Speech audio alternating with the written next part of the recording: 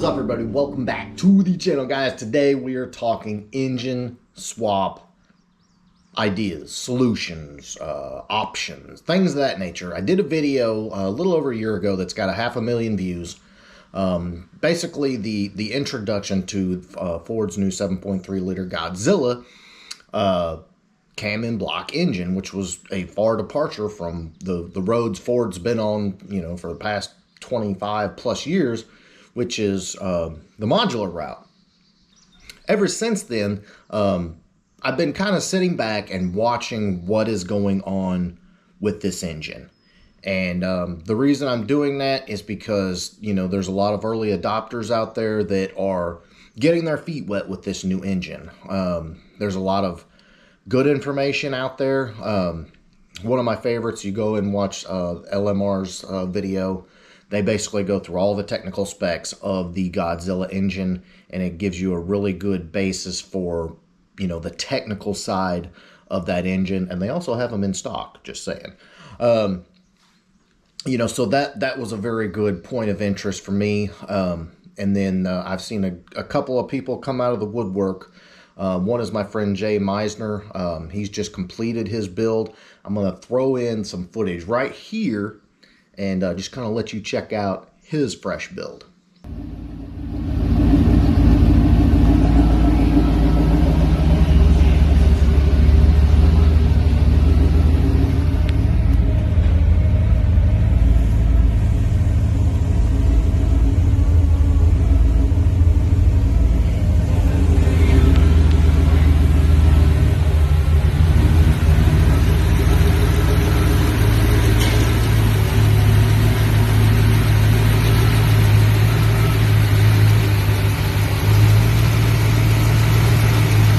I've also seen a great video. It's Paul's High Performance. I believe they're up in Michigan.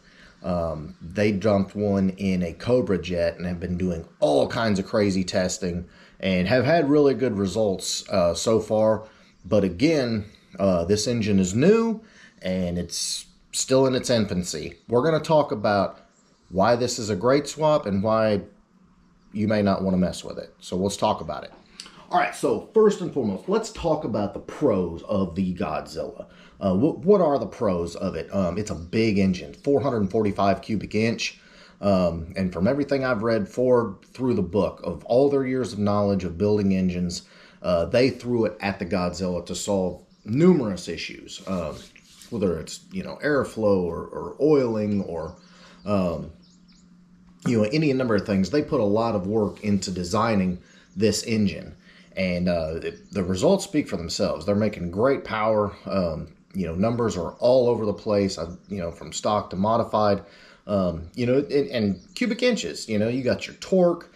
It's reminiscent of the old big blocks. It's very different than the old big blocks or small blocks or the FEs. But the technological side of it, the cubic inch side of it, the big bore, the iron block, there's a lot to love about the Godzilla. Okay, so what's another pro for the Godzilla? The complexity level is going to be a little less daunting as far as, the modular engines with the overhead cam design are seemingly a little more complicated unless you spend a lot of time around them than a cam and block, overhead valve design engine. So a little bit less complicated, a little bit more, how do I say it, shade tree friendly as far as, doing something in your garage like a head swap or a cam swap, something like that.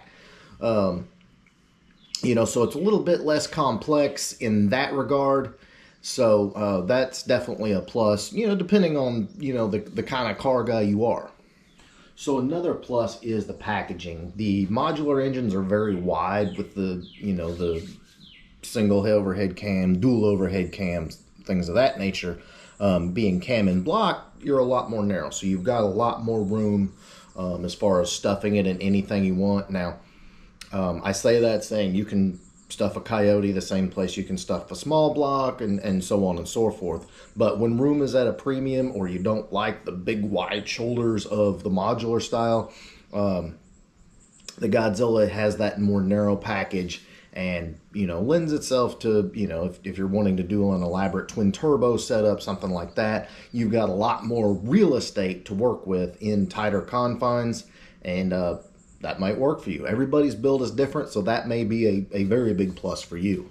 All right, guys, and so another pro of the 7.3 liter Godzilla is that 7.3 liters. That thing's freaking huge. It's gonna make ridiculous torque. So if you've got a older Ford F100, older Bronco, even an older Super Duty 250 or 350 truck, and you want to put a more modern drivetrain in it that's going to be more powerful, more torquey, and have better drivability, the 7.3 is freaking perfect.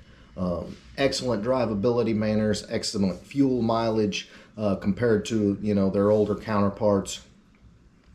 Easier to control computer-wise, and overall, this is a great option, especially if you need that big torque. Okay, guys, so let's talk about the cons. This engine was just released in the 2020 F250 Super Duty trucks. That's the only available application. So there's not a lot of anything out there as far as necessarily, well, pretty much anything, whether it's a swap part or it's performance part or anything like that. So it's brand new, and just like with the Coyote, it's going to take several years for the aftermarket to build up. And if the aftermarket does, it's going to take time for it to build up and start developing parts. Now, if you're capable of retrofitting and doing all that stuff, that's great. But for someone who's kind of doing this as a shade tree deal or whatever, it's just going to take time for the aftermarket to catch up with it. So being this early in the game, that's kind of a con. Okay, so here's another con. Engine swapping is very popular, always has been. More modern drivetrain into older, cooler cars. The LS is super popular, as far as a swap. The Coyote is now super popular as a swap, and part of that reason is prices have come down as availability has shot up, crazy. And let me explain what I mean there. The Coyote is available in the Mustang and the F-150 truck. Massive amounts of production there. The LS engines, in the trucks, the Corvettes, the Camaros, vans, on and on and on. So there's a massive amount of availability because those are extremely popular models. They get wrecked and whatever, so they end up in large quantity in the salvage yard. And when that happens, the prices begin to come down and make a swap more feasible, more budget oriented. The con with the 7.3 Godzilla is it's only available in one application at this time. I don't know that it's coming anywhere else, but essentially that is in the Ford F250, F350, and chassis cabs, motorhomes, stuff like that. Most of those, and I don't have exact numbers as far as percentage, but most buyers in that range are going to opt for the 6.7 diesel. So you have an extremely limited amount of production of this engine going out into the marketplace that could potentially end up in a salvage yard or somewhere where you could buy a crank, a pallet, or whatever for it. So that's going to be extremely detrimental to it becoming a popular swap, simply from an availability standpoint. All right, so the next con right now with looking at doing a 7.3 liter Godzilla swap is kind of what I alluded to before. We're new in the game. If you're considering doing it right now, there's no manufacturers right now making headers. To my knowledge, nobody's making motor mounts yet. K-members, I believe UPR is making a K-member now, possibly motor mounts by the time you see this. But then you've got some other issues down with the oil cooler and things along those lines that have to be addressed. So essentially, you're going to need to figure out something for your headers, maybe use the stock manifolds, things along those lines, the hard parts. Now, they share the modular bell housing bolt pattern. So, any transmission like a T56 or a 6R80 or 10R80, anything like that's going to be fine. The other issue is running it. As of right now, which is, late spring 2021, there's no way to run it. The Ford control packs are supposed to be coming. They aren't here. And there's no actual word when they're going to be coming, what pricing is going to be, anything along those lines. And, so that's an issue too. How are you going to run this Godzilla engine? And now I do know that Holley is working on their Terminator being able to run it, so that's an option. It's not here yet. I'll bring that to you as soon as I get it, but Holley's going to have something to run it. There should be a control pack, but as of right now, there's no viable way, market way to run a swapped 7.3 Godzilla unless you use the out of the entire engine harness and everything, body harness, everything out of a newer truck, which is doable, but it's definitely not for the faint of heart, and it's not ideal. Okay, and then this is a con. This also kind of goes back to the availability aspect. The Coyote, being so mass manufactured in the Mustang and the F-150, you can find them, and as the amount grew from 2011 on, of them being available in salvage yards, the prices went down. As I stated earlier, being only in one vehicle, which is the gas burner 250s, that availability is going to be very low, which puts you back to looking at purchasing a crate engine. Which pricing on those, 6, 7, I've seen them as high as 8,000. I believe LMR, I'll throw it up on the screen, they have them. But that leaves you paying, a premium for a swap. So if you're trying to get in and do something budget, that's going to be a little difficult because basically you have to buy a new engine. And that's going to end up being quite a bit more pricey than, sourcing an engine out of a salvage yard.